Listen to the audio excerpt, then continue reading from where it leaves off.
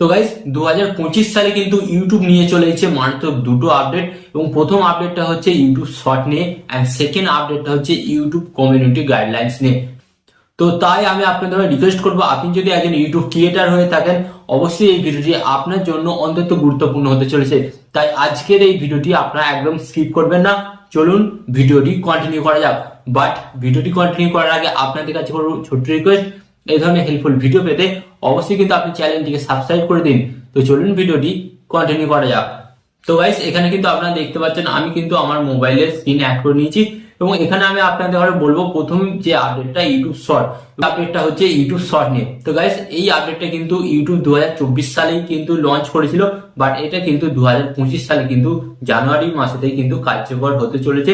In fact এই ফিচারটা কিন্তু অনেক ক্রিয়েটার পেয়ে গেছে, এবং অনেক ক্রিয়েটার কিন্তু আস্তে আস্তে পেতে চলেছে। তো আপনি যদি এই ফিচারটা এখনো না পেয়ে রাখেন, আপনি কিন্তু পেয়ে যাবেন।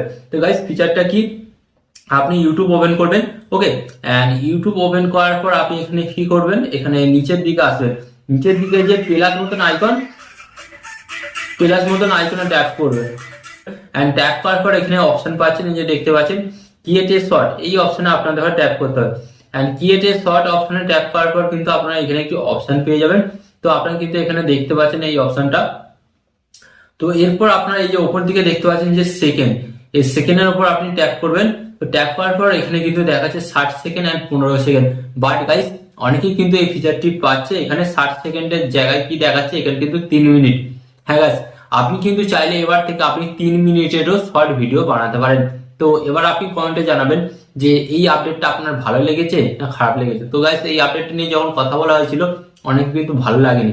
তো আপনার কেমন লেগেছে আপনি বলবেন, কারণ গাইস 3 মিনিটে যদি আমরা শর্ট ভিডিও বানাই তাহলে সেখান থেকে কিন্তু আমাদের ভালো রেভিনিউ হবে না।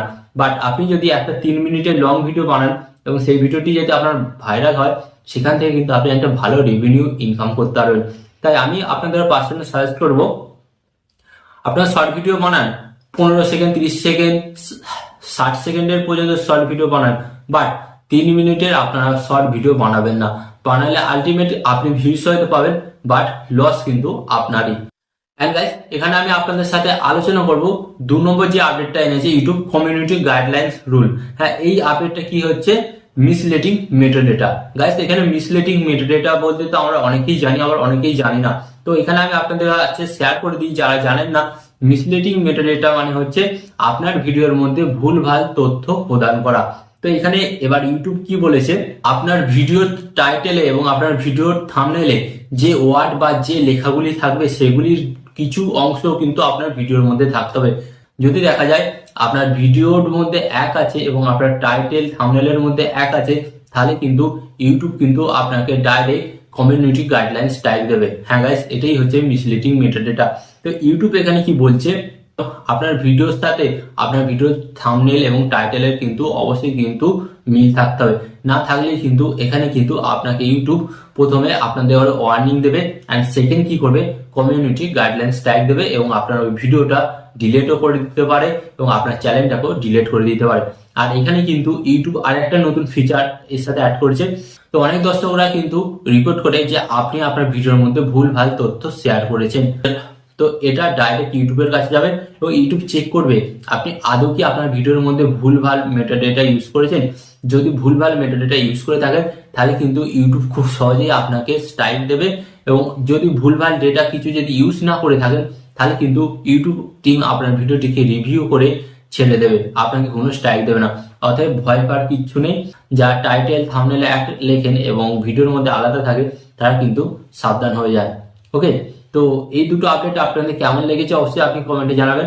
এন্ড ভিডিও শেষে আপনাদের কাছে বলবো একটি রিকোয়েস্ট, আপনারা চ্যানেলে নতুন হলে অবশ্যই চ্যানেলটিকে সাবস্ক্রাইব করে পাশে থাকা বেল আইকনটি অন করে দেবেন। এন্ড ভিডিও শেষে আপনাদের একটি কথা বলবো, আপনার সর্বদা ভালো থাকবেন, সুস্থ থাকবেন, সর্বদা টেকনিক্যাল টিপস ভিডিও চ্যানেলের সাথে যুক্ত থাকবেন। এন্ড এখানে আমি আপনাদের আরেকটি কথা বলবো, টিপ অ্যান্ড টিক্স দেবো আমি, বাট ইউটিউবার হবেন আপনি। টিপ অ্যান্ড টিক্স দেবো আমি, বাট ইউটিউবার হবেন আপনি।